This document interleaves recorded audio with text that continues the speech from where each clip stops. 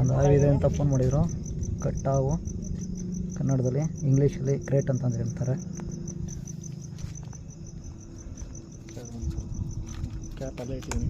ಕ್ಯಾಪಲ್ಲೇ ಬೇಕಾ ಬ್ಯಾಟ್ರಿ ತಗೊಳ್ಳಿ. ಹಿಡಿಬೇಕು.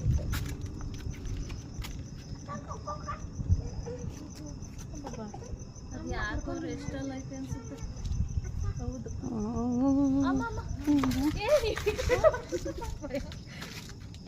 ಅದು ನಿಮ್ಮ